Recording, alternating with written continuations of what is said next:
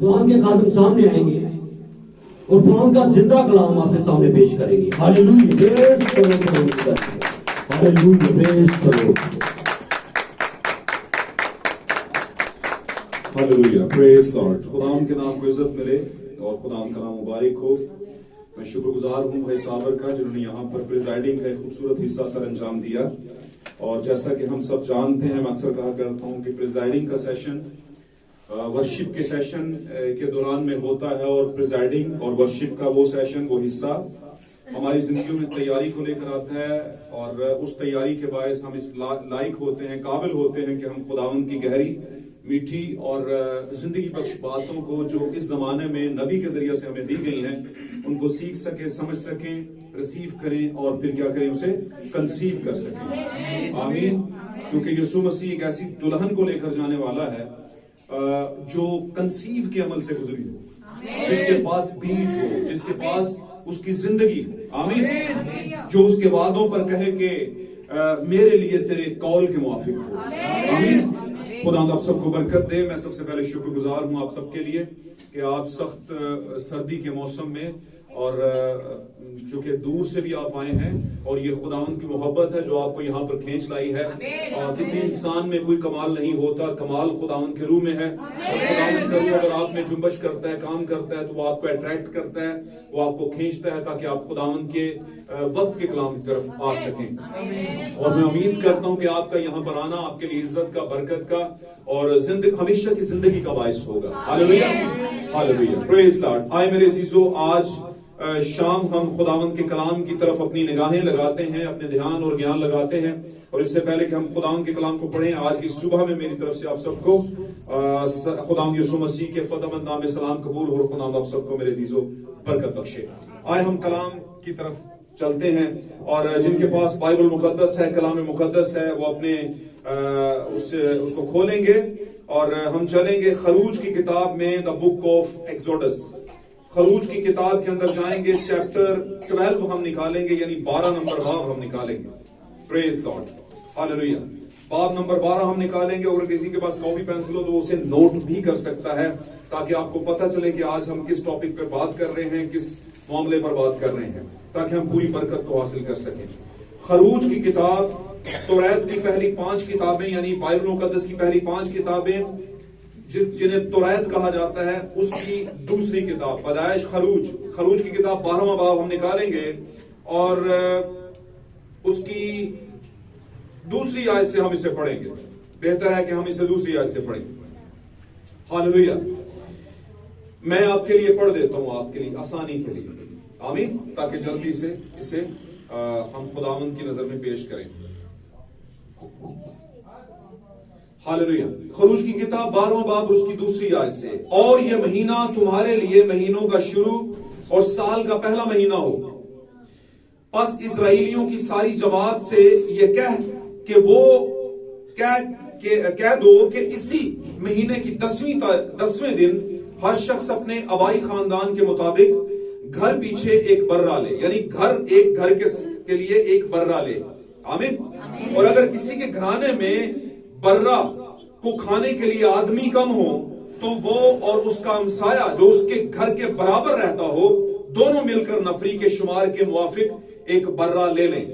अगर घर में कम लोग हों तो घर के साथ, जो उसके घर के बराबर साथ में रहता है हमसाया, उसको शामिल कर लो ताकि लोग पूरे हो जाएं। आमीन। हमसाया को ले लें जो घर के बराबर रहता हो, दोनों मिलकर नफरी के शुमार के मुआफिक एक बर्रा ले लें। नफरी कहते हैं तादाद, तो तादाद पूरी करनी है आपने कि शुमार के मुताबिक एक बर्रा ले लें, बर्रा ले रखें। तुम हर एक आदमी के खाने की मिकदार के मुताबिक बर्रा का हिसाब लगाना। तुम्हारा बर्रा बेऐब और यकसाला नर हो, और ऐसा बच्चा या तो भेड़ों में से चुन लेना या बकरियों में से, और तुम उसे इस महीने की 14वीं तक रख छोड़ना। और इस्राएलियों के कबीलों की सारी जमात शाम को उसे ज़बह करे, और इस्राएलियों के कबीलों की सारी जमात उसे शाम को उसे ज़बह करे, और थोड़ा सा खून लेकर जिन घरों में वो उसे खाएं, उनके दरवाजों के दोनों बाजुओं और ऊपर की चौखट पर लगा दें।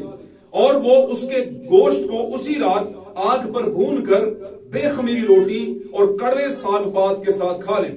उसे कच्चा या पानी में उबाल कर हरगिज ना खाना, बल्कि उसको सर और पाए और अंदरूनी अज़ा समेत आग पर भून कर खाना, और उसमें से कुछ भी सुबह तक बाकी ना छोड़ना, और उसमें से कुछ भी सुबह तक बाकी ना छोड़ना।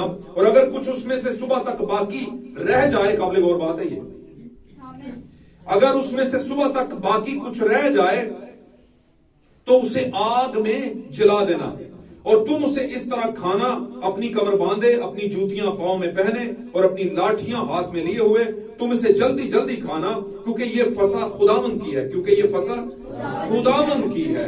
इसलिए मैं उस रात मुल्क मिस्र में से होकर गुजरूंगा और इंसान और हैवान के सब पैलोठों को जो मुल्क मिस्र में हैं मारूंगा, और मिस्र के सब देवताओं को भी सजा दूंगा। मैं खुदावंद हूं। और जिन घरों में तुम हो उन पर वो खून तुम्हारी तरफ से निशान ठहरेगा, और जिन घरों में तुम हो उन पर वो खून तुम्हारी तरफ से निशान ठहरेगा, और मैं उस खून को देखकर तुमको छोड़ता जाऊंगा, और जब मैं मिस्रियों को मारूंगा तो वबा तुम्हारे पास फटकेगी भी नहीं कि तुमको हलाक करे, और वो दिन तुम्हारे लिए एक यादगार होगा, और तुम उसको खुदावंद की ईद समझकर मानना। तुम उसे हमेशा की रस्म करके उस दिन को नस्ल दर नस्ल ईद का दिन मानना। मैं फिर पढ़ता हूं, तुम उसे हमेशा की रस्म करके उस दिन को नस्ल दर नस्ल ईद का दिन मानना। 7 दिन तक तुम बेखमीरी रोटी खाना, और पहले ही दिन से खमीर अपने घरों से बाहर कर देना। आमीन। खुदावंद के कलाम का पढ़ा और सुना जाना मेरे अजीजों हम सबों के लिए बाइस बरकत, बाइस रहनुमाई और बाइस तसल्ली हो, और बाइस निजात और छुटकारा हो। अगर किसी पर किसी भी तरह की मुश्किल का साया है तो इस कलाम के जारी होने से, सुने जाने से, सादर होने से वो मुश्किल आपकी जिंदगी से अलग हो जाए। अजीजों तशरीफ रखिए, खुदावंद आपके साथ हो। Praise God, hallelujah.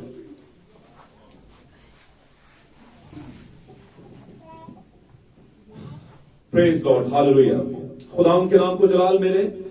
जैसा कि हम सब जानते हैं कि आज की ये जो इबादत है बड़ी खासुल खास इबादत होती है, और खुदावंद ने खुद इसको बैठकर इस रस्म की इबादत को, यानी इस इबादत को खुद सरंजाम दिया एक वक्त के अंदर। और यीशु मसीह ने बहुत से हवालाजात बाइबल मुकद्दस में पढ़े हैं, आप कई सालों से इनको सुनते आ रहे हैं, लेकिन याद रखिए कभी कभी हमने सुना बहुत होता है लेकिन कभी गौर नहीं किया होता। तो आज वक्त है कि हमें खुदा ने एक बार फिर मौका दिया कि हम इस पर गौर करें। आपने पढ़ा होगा, मैं अक्सर कहा करता हूं कि पुराना अहदनामा साया है नए अहदनामे का।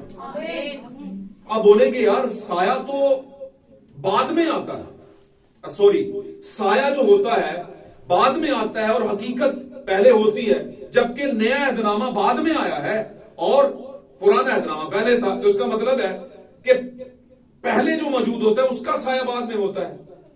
आमीन। तो पुराना अहदनामा पहले था, नबियों पर आया। आमीन। लेकिन यहां पर मामला यह है कि जब कुछ भी नहीं था तो आसमान पर आपके लिए फजल था, और फजल ही नया अहदनामा है। और जब पहले कोई चीज फजल के तौर पर मौजूद हो तो उसका साया जमीन पर पड़ता है, और साया फजल से अलग नहीं होता, एक ही तरह का होता है, लेकिन थोड़े से फर्क के साथ। साए के अंदर जिंदगी नहीं होती, वो जिंदगी जो हकीकत में होती है। जो हकीकी चीज में जिंदगी है वो साए में नहीं। वो आप ही की तरह का लगेगा, आप ही की तरह मूव करेगा, आप ही की तरह का एक्ट करेगा, लेकिन उसमें जिंदगी नहीं, जिंदगी आप में है। क्योंकि आपके अंदर खून है, आपके अंदर जान है, आपके अंदर रूह है। आमीन। आपका बदन है, लेकिन साया लगता आपकी तरह है, लेकिन वो साया रूह, बदन और जान नहीं रखता। इसका मतलब आप चलेंगे तो साया चलेगा। इसका मतलब क्या आसमान पर खुदा का फजल ऑलरेडी मौजूद था। जब फजल मूवमेंट करता था तो जमीन पर उसकी परछाई आती थी, और वो परछाई क्या थी कि ये बर्रा ज़बा कर लो, वो बर्रा ज़बा कर लो, ये कुर्बानी दे लो, वो कुर्बानी दे लो। छुटकारे का साया, लेकिन असली छुटकारा ऊपर था। हालेलुया। और उस जमाने के लोग यानी कि खुदा के लोग बनी इस्राएल उस साया को लेकर के आगे अपनी जिंदगी में थोड़े थोड़े वक्त के लिए छुटकारे हासिल करते थे, नजात हासिल करते थे। आमीन। लेकिन एक वक्त आ गया यीशु मसीह मेरे और आपका खुदा जिसे कामल बर्रा कहा गया है, आमीन, परफेक्ट लैम्ब कहा गया है, यानी कि खुदा का कामिल बर्रा कहा गया है, वो आ गया। और जब वो आ गया तो फिर किसी और कुर्बानी की, किसी और साए की, किसी और कॉपी की हमें जरूरत नहीं, बल्कि हकीकत हमारे पास मौजूद हो गई। हालेलुया। इन बातों को अपने पास रखना। इसलिए आप ये मत सोचें कि पुराना अहदनामा तो पिछली कौम के लिए पहले आया था, बाद में नहीं आया। नहीं भाई, जो बाद में आया वो पहले था, वो पहले ही ऊपर था और उसने पहले जमीन पर अपना साया किया। आमीन। और साए के बाद खुद उतर आया नीचे, क्योंकि साए से कुछ बन नहीं पड़ी। साए में वो ताकत नहीं थी, आमीन, कि हमेशा की निजात दिलवाती, हमेशा का छुटकारा दिलवाती। हालेलुया। मुझे एक बात बताइए, आज पूरी दुनिया लगी हुई है, कलीसियाओं की, बैनुल अक़वामी कलीसियाएं भी, यानी पूरी दुनिया की कलीसियाएं भी, वो भी लगी हुई हैं, आमीन, कि हम नेकी करके बच जाएं। और बहुत से लोग दिखावे के लिए कह लें या हुक्म को मानते हुए नेकियां करते हैं, दुआएं करते हैं, रोजे रखते हैं और बहुत कुछ और करते हैं, और ये बुरी बात भी नहीं है। आमीन। और अगर आप एज कंपेयर अपने साथ कंपेयर कर लें गैर कौम को, तो वो आपसे डबल नेकियां करती हैं, और ये आपको पता है, ये आपको पता है। और इसकी मैंने अपनी आंखों से देखा है, लोगों को शहादत दे सकता हूं इस बात की कि गैर कौम के अंदर जो हमारी बैनुल अक़वामी कलीसियाएं हैं, इंटरनेशनल कलीसियाएं, पूरी दुनिया के अंदर जो हमारे मुल्क, इंटरनेशनल मतलब सारी दुनिया की, पाकिस्तान बशमूल सारे जितनी कलीसियाएं हैं, शायद वो इतनी एक्टिव नहीं होंगी जितनी गैर कौम आप उससे ज्यादा एक्टिव हैं। और ये बात बिल्कुल ठीक है। आमीन। वो आपसे ज्यादा सख्ती के साथ रोजे रखते हैं, आमीन, वो आपसे ज्यादा सख्ती के साथ नमाज कायम करते हैं कि नहीं? दुनिया ऊपर से नीचे हो जाए, वो करते ही करते हैं। सुबह ठंड हो, गर्मी हो, मौसम हो, जाड़ा हो, जो मर्जी हो, उन्होंने 4 बजे उठना है, अपने मामलात करने हैं और सीधा जाना है ना, और वहां से फिर सीधा वापस आना है। और बीच में भी बहुत सी चीजें हैं जो मैं कह सकता हूं, लेकिन कहूंगा नहीं क्योंकि मैं वो नहीं पढ़ा रहा। मैं आपको इसलिए तवज्जो दिलवा रहा हूं कि अगर सिर्फ नेकी ही से इंसान बचता तो आपसे डबल ट्रबल दुनिया कर रही है। बहुत से लोग कहते हैं उठे अमला दे होने ने खेड़े किसी ने तेरी जात पूछी, नहीं, अमला दे नहीं होने, वहां पर ईमान से नखेड़े होने, क्योंकि हम ईमान से बचाए गए, अमल से हम बच नहीं सकते। हालेलुया। बहुत से मुख्तलिफ मामलात हैं, ओके, नो प्रॉब्लम, लोगों की अपनी राय, लेकिन पाक कलाम की एक अपनी राय है। पाक कलाम कहता है जो कहा है उस पर ईमान रख।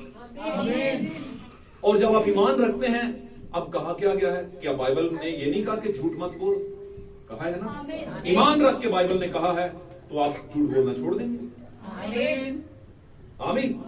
और जब आपने झूठ बोला तो समझ ले सबसे पहले कलाम को रद्द किया, सच्चाई को रद्द किया, अपने बाप को रद्द किया, अपने दुल्हा को रद्द किया। ऐसा है कि नहीं? तो गुनाह वो नहीं जो आपने किया, नहीं, गुनाह वो है जो आपने रद्द किया। प्रॉब्लम यहां पे है। बात को बड़ी गौर से सुनना। आगे आने वाले 10 सालों में शायद आप वालिद और वालदा बन जाए, खुदावंद करे। ये आसमान की बरकत है, पूरी दुनिया में खुदा ने दुनिया को इसी तरीके से आगे चलाया है। आमीन। प्रैक्टिकल लाइफ में, जिंदगी में याद रखनी इन बातों को। आज आप नौजवान हैं, कल आप आगे मैच्योर होंगे लाइफ में। आमीन। क्या आपने कभी ऐसा देखा हो, सुना हो कि बाप ने अपना सर का वो जो होता है जिसे आप पग कहते हैं, है ना, पगड़ी या कुल्ला उतार के अपना बच्चे के पांव के आगे रख दिया हो कि पुत्र है कामना करी, जे तू है पग क्रॉस कर ली तो समझ ले, बात समझ रहे हैं?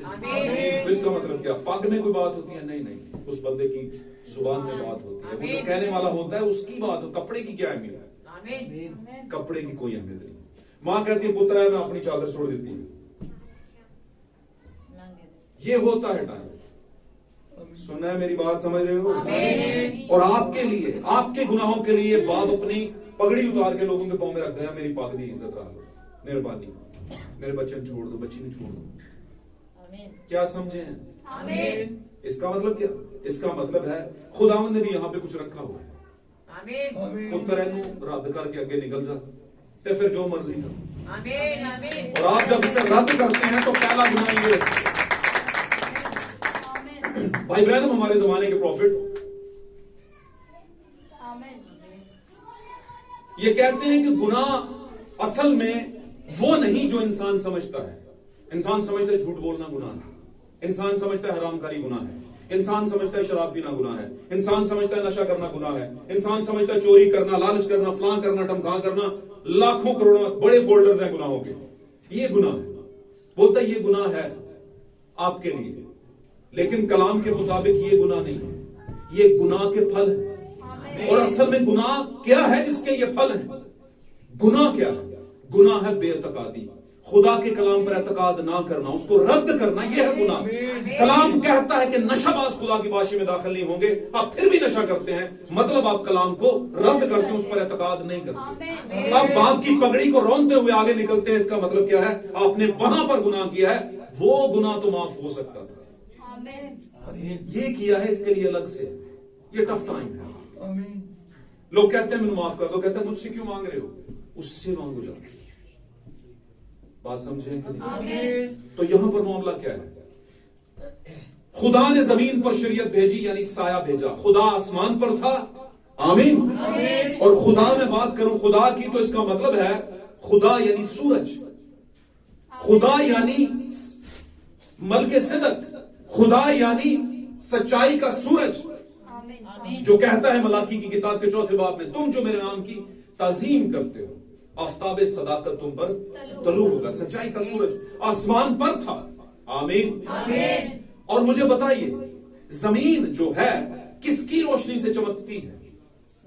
सूरज की रोशनी से। हालेलुया। चांद जो है किसकी रोशनी से चमकता है? सूरज की रोशनी से, आमीन। अगर खुदा यानी सूरज यानी नूर अपना वो जमीन पर, अब जमीन की बात करें तो थोड़ी सी गहरी बात है, समझ लें बातों को। 2 तरह की औरतें थी और 2 तरह की जमीनें थी। पहली औरत हवा थी, दूसरी औरत दूसरे आदम की हवा। पहली जमीन खुदा ने बनाई, आमीन। वो जमीन गुमराह हुई, जमीन में रद्दोबदल हुआ, खुदा ने जमीन को तबाह कर दिया, फिर नई जमीन बनाई। चैप्टर 1 में पहली जमीन बनाई थी, आसमान और जमीन बनाए थे, आमीन। लेकिन जमीन बर्बाद कर दी किसने? इब्लीस ने। अब अगर मैं बात करूं जमीन की तो औरत की बात करूं तो कलीसिया। अगर मैं बात करूं पहले आदम की बीवी हवा, तो इसका मतलब है एक कलीसिया पुराने अहद की। और अगर मैं बात करूं नए अहद की, यस्सु की दुल्हन जो पसली से निकली, वो भी, आमीन। तो वो है दुल्हन, यानी कि ब्राइड चर्च। जो चर्च तो है लेकिन ब्राइड भी है, हालेलुया। जो कुमारी तो है लेकिन उसके पास बीज भी है, आमीन। मेरी बात को समझ लें। अब इन तमसीलों को पकड़ लें। पहली जमीन खुदा ने बनाई, आमीन। ऊपर जंग हुई, इब्लीस को फेंका, इब्लीस ने जमीन ऊपर से नीचे कर दी। जमीन के जानवरों में तिब्बी जो खुदा ने एक तरीका सिस्टम रखा था, उसको क्रॉस करवा के अलग सिस्टम पैदा किया, अलग भी। जैसे ऑर्गेनिक सब्जियां होती हैं, खुदा ने ऑर्गेनिक नहीं पैदा किया, नो। आपने बहुत से पौधे देखे होंगे, मैं उस पे आता हूं, बात लंबी नहीं करता, लेकिन मैं आपको अभी चुके इस ट्रैक पे आ गया तो मैं आपको समझा दूं। आपने बहुत से पौधे ऐसे देखे होंगे, एक ही पौधा होगा माल्टे का, है ना, साइड पे उसके वो लगे होंगे, अमरूद भी लगे होंगे, सेब भी लगे होंगे और लीमू भी लगे होंगे, एक ही दरख्त पर। उनकी उसकी शाखें क्या है? पेबंद की हुई। अगर नहीं तो निकालिए गूगल, आपको बड़े दरख्त मिल जाएंगे, आमीन। लेकिन असल में क्या है? असल में तो वो क्या है? माल्टे का दरख्त है, क्योंकि उसकी जड़ में माल्टा है। अब अगर कोई डाली कुछ दे रही है, तो इसका मतलब क्या है? उस दरख्त के अंदर कुछ हेरा फेरी की गई है, उस सही वाले दरख्त में कुछ डालियां डाली गई हैं, और वो डालियां खुदा ने नहीं डाली, नो। क्योंकि खुदा अगर अंगूर है तो उसकी डालियां भी अंगूर पैदा करेंगी, आमीन। खुदा अगर जिंदगी का दरख्त है तो उसकी डालियां भी जिंदगी पैदा करेंगी, आमीन। लेकिन अगर कोई लाकर उस दरख्त के अंदर लाकर एक शाख अमरूद की डाल दे, एक सेब की डाल दे, एक संतरे की डाल दे, किसी और की डाल दे, आमीन, तो इसका मतलब है वो डालियां फल तो ला रही हैं, लेकिन वो फल अमरूद उसका, संतरे का, माल्टे के दरख्त के नहीं है। वो अपनी अपनी डाली का फल ला रहे हैं, लेकिन ताकत किससे ले रहे हैं? माल्टे की जड़ से। माल्टे की जड़ से ताकत जा रही है, ले कौन रही है? अमरूद की डाली अमरूद दे रही है, वो संतरा नहीं दे रही। ले किससे रही है? माल्टे से। तो माल्टा दो भाई। गाल समझ आ रही? इसको पेवंदकारी कहा जाता है। गांव के लोग भी समझते हैं और जिन्होंने ज़राअत को पढ़ा है वो भी समझते हैं। पेवंदकारी आजकल बड़ा इस पे काम हो रहा है, और ये पेवंदकारी एक साइंस है, बॉटनी इसे कहते हैं। इसी के जरिए से ऑर्गेनिक सब्जियां उगाई गई, इसी के जरिए से अलग तरह के टमाटर, 20 किस्म के टमाटर हैं, 20 तरह के सेब, प्याज हैं, है ना, 2 4 5 तरह के पता नहीं मूलियां आ गई हैं। खुदा ने तो 5 4 तरह की नहीं की। तो इसका मतलब क्या? इसका मतलब 2 बीज मिलाकर एक नया बीज पैदा किया। खुदा की मर्जी के बाहर साइंस लड़ाई, और ऐसी चीजों को खुदा खलत मलत चीजें कहता है। मिक्स्ड नस्ल खुदा को पसंद नहीं। और जब शैतान ने ये मामला किए जमीन पर आकर, खुदा की बनाई हुई चीजों को उसने क्रॉस कर दिया। तो समझ रहे हो? ये जर्मन शेफर्ड किधर से आ गया? जर्मन शेफर्ड सुनो, जर्मन शेफर्ड एक डॉगी का नाम है। German shepherd. बगियाड़ी किधर से आ गया? बगियाड़ी एक होता था, हमारे पंजाब में कहा करते बगियाड़ी डॉगी है। इसका मतलब क्या? वो जो मादा है, वो जिसको आप वुल्फ कहते हो, बगियाड़, भेड़िया कहते हैं, बगियाड़, वुल्फ,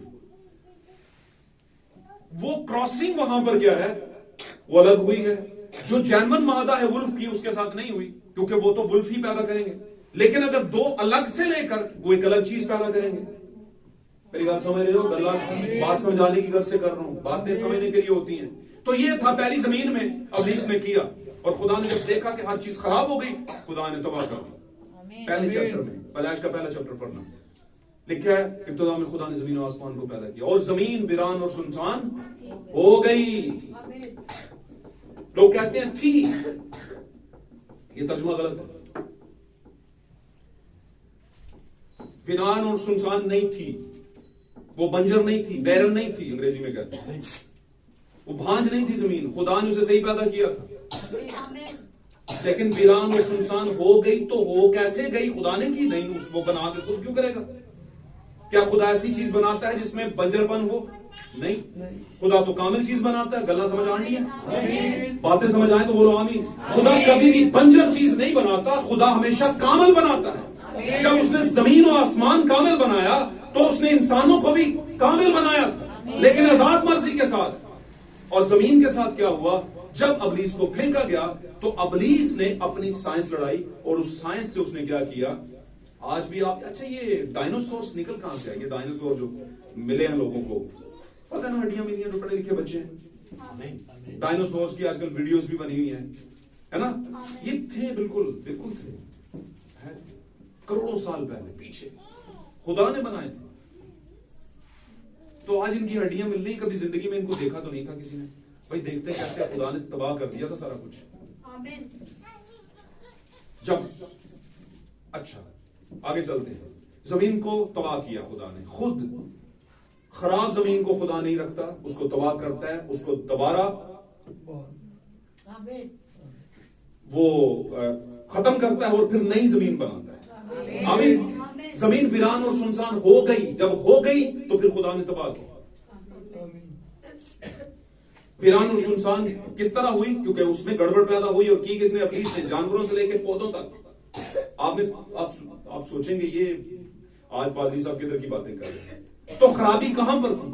जिस खराबी को खुदा खराब हो रही थी, खुदा उसको खत्म करके दोबारा नहीं बनाता था। बात समझ रहे?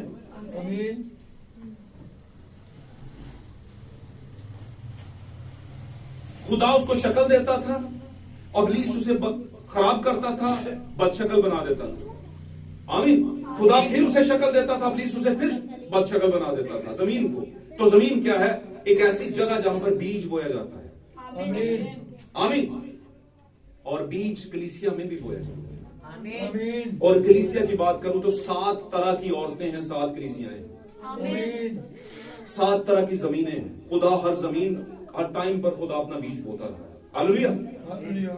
चैप्टर 2 के अंदर पहली जमीन तबाह हुई, खुदा ने ठीक की। चैप्टर 2 के अंदर आकर खुदा ने उसे ठीक किया और दोबारा से बेल बूटे दोबारा उस पर लगाए, एक इंसान पैदा किया बदन की हालत में। हालेलुया। और फिर इब्लीस आ गया, उसने कहा प्लान बी इस्तेमाल करता हूं, फिर वो अदन में आ गया, उसने फिर अपना बीज बो दिया। आमीन। सबसे पहले अपनी साइंस पढ़ाई, खुदा की साइंस के खिलाफ साइंस पढ़ाई और कहीं और से नहीं लेके आया, उसी कलाम को साइंस बनाकर उसके सामने पेश कर दिया सवालिया निशान के तौर पर। और जब हवा ने ध्यान लगाया उसकी बातों पर, तो वही वो वक्त होता है जब आप इब्लीस की बातों पर ध्यान लगाते हैं तो गिर पड़ते हैं। आमीन। मैं आपको बताने की ये कोशिश कर रहा हूं कि खुदा हमेशा कामिल चीजें बनाता है, लेकिन इब्लीस उस कामिल को नाकामिल करता है, खराब करता है। फिर खुदा खराब को फिर बेहतर करता है, ठीक करता है। आमीन। और इब्लीस फिर उसे खराब करता है, और यही सिलसिला अभी तक चल रहा है। Hallelujah, hallelujah. तो सूरज जो है खुदा है और जमीन पर चमकता है। आप जानते हैं जमीन की सारी फसलें, सारे बीज सूरज की रोशनी से तपश के साथ क्या होते हैं, पकते हैं। फसलें क्या है, तपश से क्या होती है, उसकी गर्माहट से पक जाती है। आमीन। तो सूरज ऑलरेडी मौजूद होता है। सूरज की रोशनी से जमीन पर रोशनी है, और सूरज ही की रोशनी से चांद पर रोशनी है, और बहुत से सितारों पर भी रोशनी है। आमीन। इसलिए कि सूरज पहले मौजूद है, और ये वो वाला सूरज नहीं मैं कह रहा जो आप देखते हैं, नहीं, ये मिसाल के तौर पर है। इससे भी पहले एक सूरज मौजूद है, और वो मेरा और आपका खुदावंद है, आफ्ताब सदा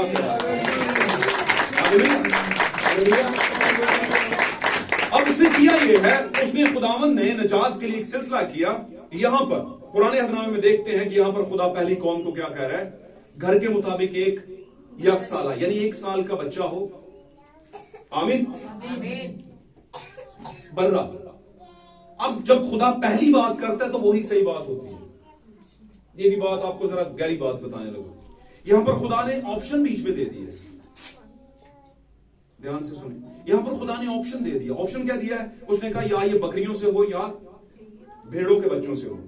तो आप मुझे बताएं, ये फिर ईमानदार पर डिपेंड करता है कि वो किस में से लेगा। वो देखेगा कि खुदावंद ने तो ऑप्शन दे दिया है, हालेलुया, लेकिन हमने कौन सा चुनाव करना है। हम बकरियों में से बच्चा लेंगे या भेड़ों में से लेंगे, क्योंकि बर्रे की अगर बात की जाए तो वो तो फिर भेड़ों में से ही होता है। और अगर बात बकरियों और भेड़ों की बात की जाए तो यीशु मसीह भी अदालत के दिन की तस्वीर कुछ यूं खींचते हैं। यीशु मसीह कहते हैं उस दिन अदालत के दिन कुछ लोग मेरी बाईं तरफ खड़े होंगे और कुछ मेरी दाईं तरफ। और दाईं तरफ वालों को वो कहता है, जो उल्टे हाथ वाले, लेफ्ट साइड वाले, उनको वो कहता है कि ये बकरियां हैं। आमीन। और जो राइट वाले हैं वो कौन है, बर्रे हैं। तो खुदा बर्रों के लिए आया, खुदा भेड़ की बात करता है, बकरी की बात नहीं करता। लेकिन खुदा ने ऑप्शन दे दिया है कि मैं इनकी अकल चेक करूं कि क्या करते हैं, इनका कैसा चुनाव। आमीन। उसने कहा चाहे बकरियों में से ले, वो यकसला जो बच्चा हो बकरियों या भेड़ों में से ले लेना। आमीन। अब जिसकी दिमाग चलेगा कि बकरी भी चलती है, उसका बच्चा भी चल सकता है, वो तो बकरी का ले आएगा। जैसे कायन का दिमाग चला कि फल भी चलते हैं, और कायन लाकर मजबे के ऊपर फल रख रहे हैं। क्या ख्याल है?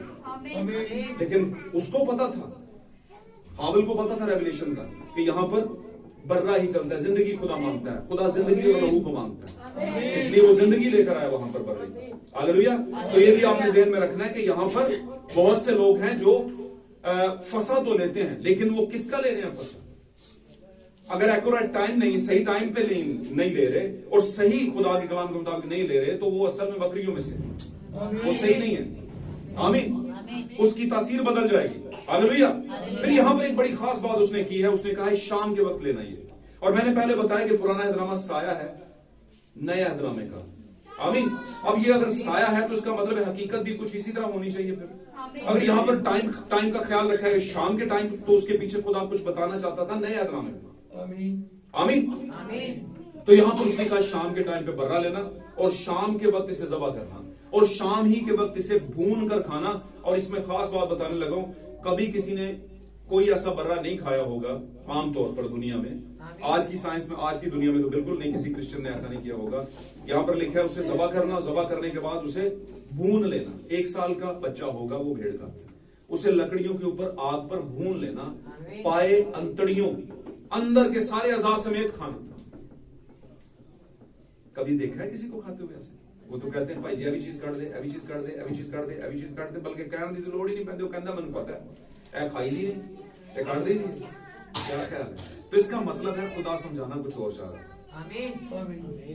वो समझाना कुछ और चाह रहा था, भाईजान इसे इसकी कोई चीज ना छोड़ना, सारा खा लेना, सारे का सारा भुना हुआ बकरा आपने सॉरी बर्रा जो है वो खा लेना, डेढ़ का बच्चा 1 साल का। और उससे पहले बताया कि उसमें कोई वो बेऐब हो। बेऐब का मतलब वो कड़ा गुनाह करता सी, लेकिन फिर भी लफ्ज बेऐब लिखा है। भाई बर्रे कौन से गुनाह करते हैं? अब वो जानवर है, भेड़ का बच्चा क्या गुनाह करेगा?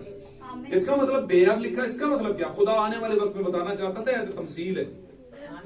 ये तो मैंने तुम्हें एक साया दिया है, असल बात आगे चलनी है। जानवरों में ऐब बेऐबी क्या हुई? गुनाह और ना गुनाह है, उनमें क्या पता है, लेकिन खुदा उसको तमसील बनाकर अपनी तरफ इशारा करवा रहे हैं। 1 साल के बर्रे का मतलब होता है इनोसेंट, इनोसेंट जो बच्चे की तरह है। हाँ बिल्कुल प्योर, कोई बीमारी नहीं उसमें, 1 साल ही तो हुआ है। तो यहां पर उसे कहा गया कि उसे उस पर कोई ऐब ना हो, बेऐब हो, है ना, वो वाला लेना, फ्रेश बेबी। अब वो लेकर तो उसे ज़बा करना है, और 2 से 3 काम ये करने हैं कि उसका खून लेकर दरवाजा जो है बाहर का, उसके साइड की उस पे बाजुओं, इनको बाजू कहा जाता है, और ऊपर को चौखट कहा जाता है, माथे चौखट। हमने चौखट थल्ले वाली बनाई हुई, असल में चौखट कहते किसी, चारों पूरे को चौखटा कहते हैं, 4 हिस्सों का चौखटा। लेकिन चूंकि ये माथे को जाहिर करता है, इसलिए उसने कहा ऊपर और साइड के बाजुओं पे लगाना। आमीन। खून अप्लाई करना। अब खून क्यों अप्लाई करना? क्योंकि खून की वजह से आपका छुटकारा है। तो खुदा ने कहा मैं खुद मुल्क मिस्र में से होकर गुजरूंगा। अब उस जमाने में वो मुल्क मिस्र था, यहाँ पर खुदा के लोग थे, और इस जमाने में हमारा जो दुनिया है ये मुल्क मिस्र है। उस वक्त दरवाजा कौन था? उनके घरों का। आमीन। इस वक्त भी एक दरवाजा है हर किसी के घर का, वो वाला नहीं जो ये हमारा घर है, वो भाई शमसून का घर है, उसके बाहर लगा हुआ लांदे रोड थे, कुछ नहीं होना पड़ा। उस दरवाजे की बात नहीं करता। आप खुदा का घर हैं, आपके दरवाजे आपके यहां पर लगा होना चाहिए। आप पर इंप्लीमेंटेशन, आपकी जिंदगी पर खून लगा होना चाहिए। आपके लेफ्ट राइट पे खून हो, यीशु। और यहां पर लिखा है वो खून जो है बेसिकली एक टोकन है, एक हक है आपके पास कि ये मैं हक दिखाऊंगा भाईजान, ये टोकन देखो मेरा हक बनता है, मुझे तो शाम जल्दी दो, मुझे पहले दो, पहले नंबर पे मुझे दो, कहते हैं ना। आमीन। तो बोलेगा अच्छा टोकन दिखाओ, तो आप बोलोगे ये टोकन। आमीन, हालेलुया। अब आसान लफ्जों में समझा रहा हूं, खत्म करने लगूं बात को। छुटकारे का मामला था, खुदा ने एक तरीका बताया, और वो तरीका जाहिर होता है नए अहदनामे में यीशु की सूरत में। उस टाइम पे उनको हुक्म था कि आपने वो खून लेना है और घर के दरवाजे की चौखट पर लगाना है। आज के डेट में मैं और आप घर हैं, ये बहनें घर हैं, आप घर हैं खुदा का। अब खुदा गुजर रहा है हर एक घर के ऊपर से, और ये दुनिया मिस्र है, इस घर के ऊपर से भी गुजर रहा है, उस घर के ऊपर से भी, इस घर के ऊपर से भी गुजर रहा है। वो हार्डवेयर ना करा तो नहीं गुजर रहा, ये बात की बात है, पहले वो हम पर से गुजर रहा है। आमीन, हालेलुया। अब उसने कहा था, अगर पीछे के चैप्टर में पढ़ें तो खुदा मूसा से कह रहा है कि मैं मुल्क मिस्र में से होकर गुजरूंगा, और फिर क्या होगा, मैं उस दिन पैलोठों को मारूंगा। बड़ी सख्त सजा है, एक नागहानी सी हालत है, जैसे एकदम से कोई मुसीबत टूट पड़े और चोटर कोई हो गया, जो बम पै गया, कहते हैं कि नहीं, मुसीबत पड़ जाती है, जैसे लोग जल्जला आता है निकल भागते हैं, निकलते हैं कि नहीं, मुसीबत आ जाए तो भाग जाते हैं, बहुत सी हमने जिंदगी में देखा होगा, है कि नहीं। और वहां पर भी ये एक सडन सिचुएशन थी, नागहानी आफत वाला मामला था। खुदा ने नबी से कह दिया मिस्र की तबाही अब पक्की है, और मिस्र में मेरे लोग हैं, इनको बोल दे मिस्र के ऊपर तो मैं लाऊंगा मुसीबत, लेकिन अगर इन पर ब्लड इंप्लीमेंट नहीं हुआ, इन्होंने ब्लड को अप्लाई नहीं किया हुआ अपने माथों पर, अपने घरों के ऊपर, है ना, नहीं लगाया हुआ, तो ये भी मरेंगे। मैं खून टोकन है उसी को देखूंगा और कुछ नहीं देखूंगा। खुदा ने शर्त रख दी। अब उन्होंने यही किया। उन्होंने क्या किया? बर्रा लिया, उसका खून अप्लाई कर दिया दरवाजों पर और बैठ गए और उनको बताया कि तेजी वाली सिचुएशन में खाना है, इसे जल्दी जल्दी खाना है, जूतियां पहनकर, कमरे बांधकर, अपना सामान उठाकर, क्योंकि निकलने रातों रात बस। बात समझ रहे हैं? इसका मतलब क्या कि एक आफत आने वाली थी पहलोठों को मारने का। पहलोठों की बात करें तो बात फिर आगे बढ़ जाएगी, मैं बात शॉर्ट करता हूं। पहलोठे का मतलब है दोहरे हक वाला। पहलोठे का क्या मतलब है बाइबल के मुताबिक? आजकल तो बड़े मानता ही कोई नहीं, लेकिन बाइबल मुकद्दस के मुताबिक पहला बच्चा जो है बेटा, खास तौर पे, और ये खास तौर पे बेटे की बात हुई है, ये भी से पहला बेटा का मतलब है पहलोठा। पहलोठे का मतलब है जायदाद में यानी विरासत में यानी बरकत में, हक में डबल हिस्सा पाने वाला। तो उसने कहा ये डबल हिस्से पाने वाले सारे मारूंगा तुम्हारे।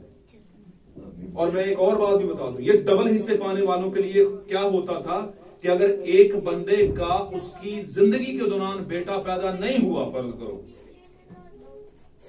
आमीन, और वो जब फौत हो जाता था तो उसका दूसरा भाई, आमीन, अपनी भावज के साथ शादी करता था और बाइबल में लिखा है देवर होने का हक अदा करता था। देवर का हक ये है कि उसका जब भाई फौत हो जाए तो उसकी बीवी से शादी करे, अगर उसकी नहीं हुई तो। ये भी साथ में बात, ये नहीं कि पहली के नहीं, खुदा के कलाम में इस बात को बड़ा बैलेंस रखा गया। कोई जंगल का कानून नहीं है, आमीन, खुदा का कानून है। उसने कहा पीछे जो कमारा है वो देवर होने का हक अदा करे, यानी उसको निकाह में ले, उसको बीवी बनाए और उससे औलाद पैदा करे, और उसकी जो पहली औलाद होगी यानी बेटा, बेटी नहीं, बेटा, वो पहले उसके बड़े भाई के नाम का होगा। उसके आगे उसका नाम नहीं होगा कि चूंकि मेरा बेटा है ना, मेरा खून है तो मेरा नाम आगे ला। नहीं, वो कहता है कि इसका नाम ये उसके निसबामे में जाएगा, बड़े भाई की औलाद में शामिल होगा। ये बाइबल का कानून है। वो पहलोठा तेरा नहीं होगा, वो पहलोठा उसका होगा जो बगैर औलाद के चला गया, बगैर पहलोठे के चला गया। आमीन। तो खुदा कह रहा है जो सबसे खास है ना, जिसको तुम डबल हक देने वाले हो, वो मारूंगा मैं। तो अगर ये खून अप्लाई ना करते तो उनके पलौठे मारे जाते। आमीन। तो उसने कहा ना सिर्फ, अच्छा यहां पर एक बड़ी गहरी बात है, समझ लेना इस बात। खुदा ऐसे बेमकसद बातें खुदा नहीं करता। वहां पर कहता है अच्छा चलो इट्स अपॉन यू, या ताड़े दे, ताड़ी ओपिनियन है, मैं ऑफर दे देता हूं तुम्हें। क्या ये बर्रा जो है 1 साल का बच्चा है ना, चाहे भेड़ों में से ले लेना या बकरियों में से ले लेना, तो आप तो बोलोगे खुदा ने सीधा सीधा सम किया, जिद जो मर्जी लो, ऐसे ही कहेंगे ना। ये खुदा ने अकल भी दी हुई है कईयां को कि यसू बकरियां जो बर्रा नहीं सी, यसू भेड़ा जो बर्रा सी, समझे? और आगे जाके वो कहता है कि भेड़, मेरी भेड़ें मेरी आवाज सुनती है, मेरी बकरियां नहीं। तो आपने तो कहा नहीं है, तो यही तो मौका है आपके सीखने का। 2 दरख्त लगाए थे अदन में, बात समझ रहे हैं कि नहीं समझ रहे? खुदा ने लगाया ही क्यों? लगाता ही ना। क्या ख्याल है? बुरा दरख्त जो था नेकी बदी का, इसका मतलब क्या? खुदा आपका इम्तिहान ले रहा होता है, चेक कर रहा होता है, और जिनको परख होती है वो उस तरफ नहीं जाती, वो भेड़ों से लेते। कहते भाई जी वो तो चीज कोई नहीं, चलाया लै जाओ फिर ओदी जगह, बिल्कुल वही फार्मूला, चीज वही लूंगा। ये फार्मूला ठीक नहीं है, बेशक आप जितना मर्जी करें। अच्छा भाई जी दवाई कोई नहीं, अल्टरनेट है, गोलियां ले लो, ये भी तरफ ठीक कर दिया नहीं नहीं नहीं नहीं, वो नहीं, वो मुझे कोई सूट करती है कि नहीं, होता ना। इसी तरह खत्म करते हैं बात को। तो क्या हुआ वहां पर? वो कहता है पलौठे मारूंगा, दोहरे हक वाले मारूंगा, जानवरों के भी मारूंगा और इंसानों के भी मारूंगा। भाई अदालत इंसाना ते आ रही है, जानवरों के विच किधर जिक्र आ गया? पर जिक्र क्यों किया? क्योंकि पलौठे दोनों के हैं, जानवरों की नस्ल, जानवर की नस्ल से भी हैं और खुदा के बेटों की नस्ल से भी हैं और कायन की बेटों की नस्ल से भी हैं। समझे मेरी बात? अब कायन के बेटों की नस्ल आपको पता है, मिस्र में सारे जो आए हुए थे वही थे, और उसने मारे, फिर सब मार दिए। तो ये जो बीच में आपको ये जो छोटी छोटी बातें खुदा छोड़ के गया हुआ है, ये बता रहा है यहां पर कि जानवर की भी नस्ल साथ साथ चल रही है, ये बता रहा है। और उनके पलोठों को भी एक जगह दे रहा है, एक मकाम दे रहा है, वरना जानवरों के पलोठे ना सामने की गर्ज, खुदा को क्या गर्ज, उनकी कोई इजाजत करनी है? नहीं भाई, यहां पर वो एक निशान दे रहा है कि जिन जानवरों के पलोठों की मैं बात करता हूं, कायन की नस्ल के पलोठों की कर रहा हूं, और उन्हीं में तुम्हारे पलोठे भी हैं। बात समझ रहे हो? और जिस पर खून हुआ उसे छोड़ूंगा। और मजे की बात बताऊं, किसी मिस्री को पता भी नहीं चला कि ये ब्लड का रेवलेशन मिल चुका हुआ है नबी के जरिए कौन को। मिस्री के कान तक नहीं ये बात गई, क्योंकि खुदा ये पब्लिक शो में नहीं बताता, खुदा अपनों को बताता, खुदा अपनों को बताता। मिस्रियों को पता भी नहीं था कि ये आफत आने वाली है, खुदा ने अपनों को बताया आफत आने वाली है, ब्लड लगाना है। वो भी इंसान और हैं आप भी इंसान, लेकिन जो खून वाले होंगे, जिन पर लगा होगा, मैं उन्हीं को छोड़ूंगा। आमीन। आगे बढ़ते हैं। तो ये सारा सिलसिला हो गया। फिर खुदावन ने कहा कि ये वाला जो दिन है, शाम के वक्त आप ज़बह करना, इसमें एक रेवलेशन है। शाम तारीकी है, अंधेरा, यानी अंधेरा गुनाह की अलामत है। यीशु को जब पकड़ने आए, यीशु मसीह ने कहा, जब मैं बाहर था, दिन को तुम्हारे सामने था, प्रीच कर रहा था, आगे पीछे फिर रहा था, उस टाइम पे तुमने मुझ पे हाथ नहीं डाला। अब रात के टाइम पे आए हो तो कोई बात नहीं, ये तुम्हारी घड़ी और तारीकी का इख्तियार है। और तारीकी गुनाह है। तारीकी आफ्ताबे गुरूब आफ्ताब के बाद होती है, यानी दिन डूबने तो बाद तारीकी शुरू हो जाती है, अंधेरा शुरू हो जाता है। और तारीकी में बहुत कुछ होता है। रात को डाके पड़ते हैं, तारीकी में पड़ते हैं। आमीन। हालात खराब होते हैं, तारीकी में होते हैं, बहुत सी चीजें ऊपर नीचे। आमीन। अब ये मैं बात इसलिए कर रहा हूं क्योंकि ये जो अंधेरा है, ये खुदा ने इसे गुनाह की अलामत कहा है। आमीन। इसलिए क्योंकि इसकी यादगिरी थी जो खुदा ने पहले साए वाली कौम को दी, वही हकीकत वाले कौम को दे रहा है। यीशु खुद भी जमीन पर थे, तो यीशु मसीह ने शाम के वक्त बैठा था यीशु मसीह। इसलिए हम, आपको लग रहा होगा ये कितनी सख्त है यार, सुबह ही दे देते शायर बानी। प्रॉब्लम क्या, सारी मिशनें तो ऐसी कर रही है ना। लेकिन नहीं, उनके पास शाम का रेवलेशन नहीं है। मुझे बताइए, आपको कोई बोले यार वहां पे हम गए, एसी था, बड़ा मजा आया, बाहर जून के महीने की गर्मी चल रही हो, और वो बंदा फ्रेश हो बाहर निकला और पता चल रहा है जनाब बड़ा फ्रेश है। बोलो किधर थे? बोलो अंदर था यार, अंदर तो बहुत अच्छा मौसम है, और आपके बाहर जून पड़ा हुआ है, गर्मी पड़ रही है, तपश पड़ रही है। तो आप बोलोगे मैं कैसे मानूं? तो वो आपको लेकर जाएगा वहां, और जब वहां पर लेकर जाएगा आप बोलोगे वाकई यार फर्क तो है, फर्क तो है। शादी ब्याहों में लोग एसी वाले जो हैं, वो क्या उसे कहते हैं, शादी हॉल बुक करवाते हैं, और जिनमें एसी नहीं लगे होते, जो हालत होती है हमें पता है, होती है कि नहीं? बात समझ रहे हैं? क्योंकि आपको पता है कि एसी का रेवलेशन क्या, ठंडक किसे कहते हैं, इसलिए आप एसी अप्रोच करते हैं। आप कहते हैं ऐसा हॉल लो जहां पर एसी हो, ताकि हमें गर्मी ना लगे। बात समझ रहे हैं? इसी तरह हमें शाम का रेवलेशन पता है, इसलिए शाम के हालात में आना पड़ता है। और फिर एक और बात बताऊं, यीशु मसीह शाम के वक्त बैठे, यहां पर उसने कहा शाम ही शाम में खाना, उसे शाम को ज़बह करना, ये तो कुर्बानी शाम की है, ये तो दिन की है ही नहीं। और मैं एक और बात बताऊं, ये कुर्बानी बेसिकली सिर्फ कुर्बानी नहीं, ये ईद है, ये फीस्ट है, इसे कहते हैं ईद। बाइबल में अगर कहीं पर यीशु ने कोई ईद मनाई है खास तौर पर, और आगे पौलुस ने भी ऑर्डर किया है, तो वो ये वाली है। उसने कहा ये मेरी फसह है, इसका मतलब क्या, ये मेरी ईद है, इसे ईद समझकर मना। ईद का मतलब क्या, कि इसकी वजह से हमारा छुटकारा हुआ है, ये हम यादगिरी मना रहे हैं। सालगिरह तो सारे मनाते हैं, और सालगिरह में खुशी बड़े होंगे, आज मैं पैदा हूं, तो यीशु ने छुटकारा दिया है इस तरीके से।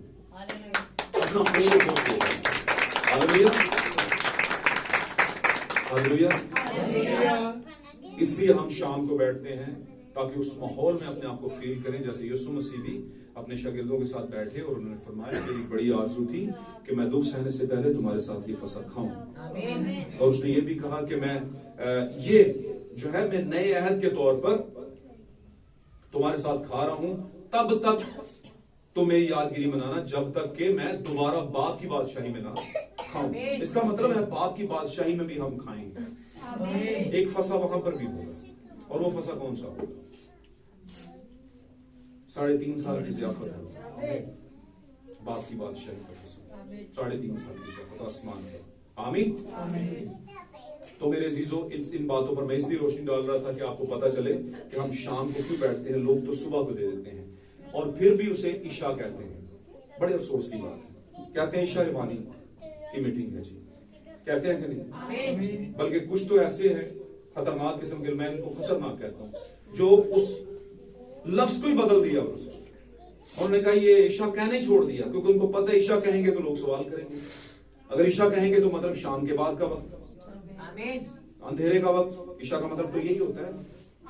आमीन। और अगर हम कहेंगे पाक शराकत ले लो जी, तो फिर जड़े मर्जी वक्त ले लो जी।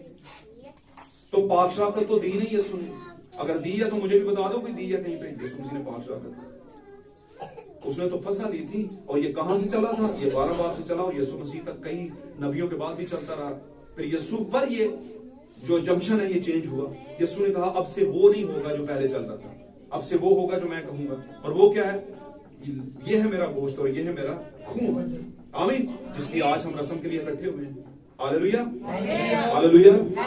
एक और बात कहता चलूं, खास बात कहने लगूं। खास बात है ये, बहुत खास बात, इसे ध्यान से सुनना। पाक कलाम में लिखा है, पौलुस के जरिए खुदावंद ने अपने रूह के जरिए फरमाया कि जब कोई इस फसा को ले तो अपने आप को पहचान ले, नामुनासिब तरीके से ना ले। अब नामुनासिब तरीके के बड़े मतलब हैं, वो मैं आज बयान कर दूंगा वैसे एक बार, और वो ये है नामुनासिब तरीके के। अगर मैं मतलब बताऊं तो जैसे बीए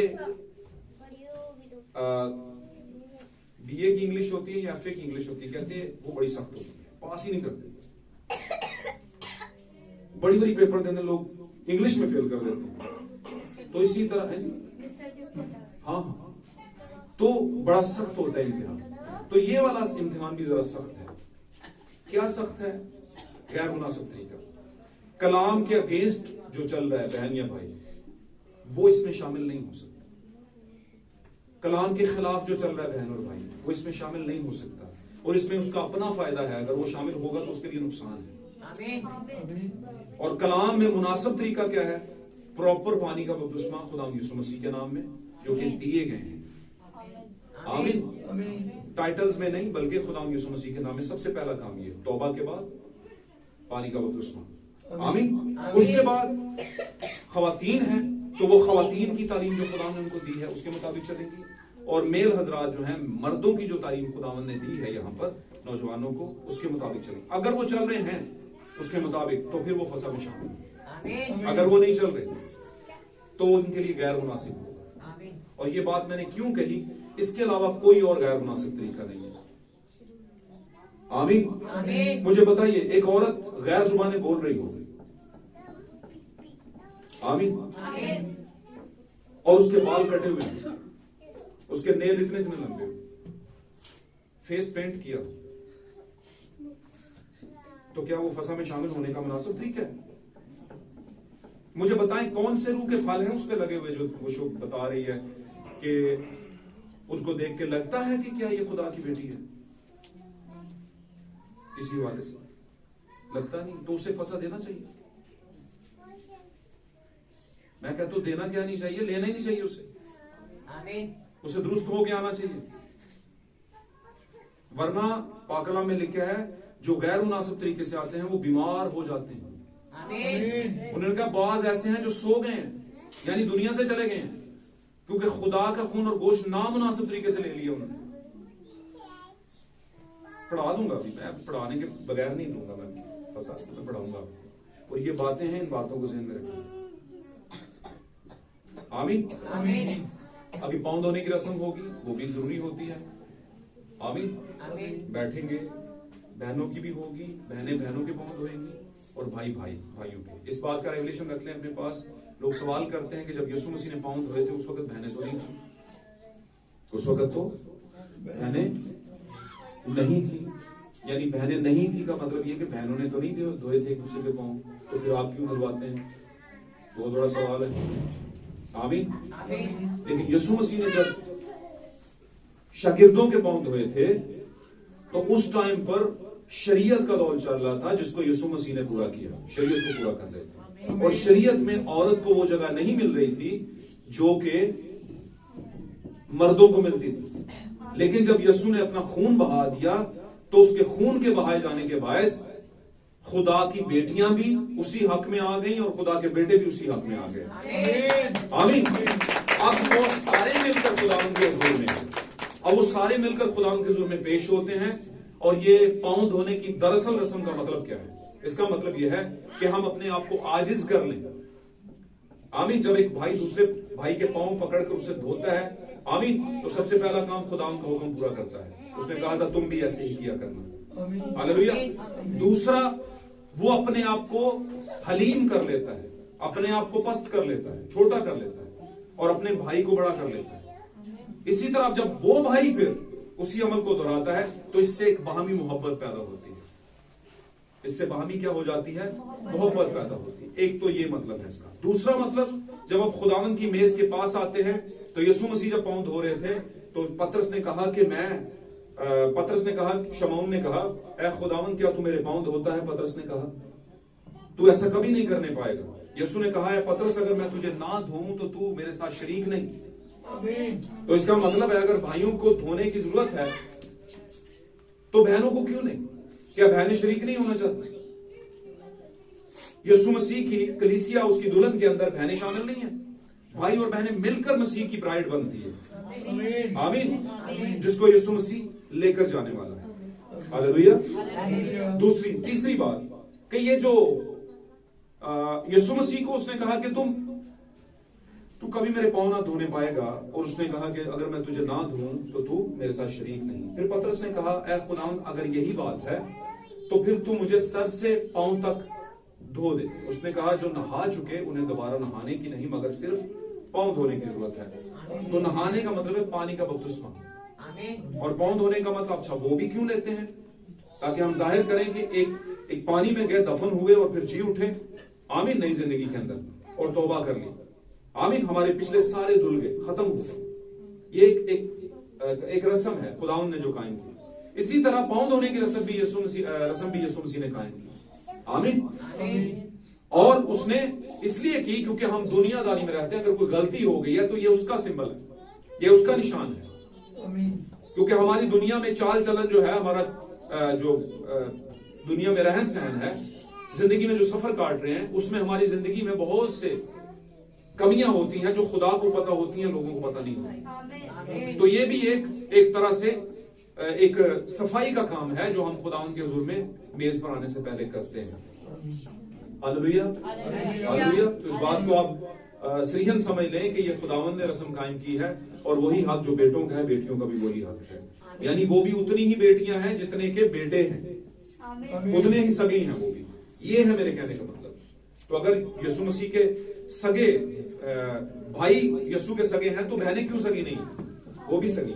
और अगर इनको पांव धोने की जरूरत पड़ती है तो उनको क्यों नहीं? उनको भी पड़ती है। हालेलुया। मैं ईमान रखता हूं कि आपने मेरी बातों को अंडरस्टैंड किया होगा, समझा होगा। हालेलुया। खुदा इसका नाम के पढ़े और सुने जाने के मुताबिक हमें बरकत दे, और आज की फसा कि हमें पूरी बरकत दे। अपने आप को जान लें। अगर आपका बपतिस्मा हुआ है तो आप फसा में शामिल हों, अगर नहीं हुआ तो मैं कहूंगा ना, क्योंकि आपकी नई पैदाइश नहीं हुई। और नई पैदाइश का मतलब यह है कि यीशु मसीह के कलाम के मुताबिक जो नई पैदाइश है, यीशु मसीह के कलाम के हुक्म के मुताबिक, रेवलेशन के मुताबिक नई पैदाइश अगर वो हुई है तो जरूर ले आना। हालेलुया। खुदा आपको बरकत दे। अभी हम एक छोटी सी दुआ मांगते हैं, इस कलाम की शुक्रगुजारी की दुआ मांगते हैं। Praise God. हालेलुया। यीशु मसीह के नाम में, सितारे यीशु मसीह के नाम में सब दुआ मांगेंगे, सब दुआ मांगेंगे। प्रेज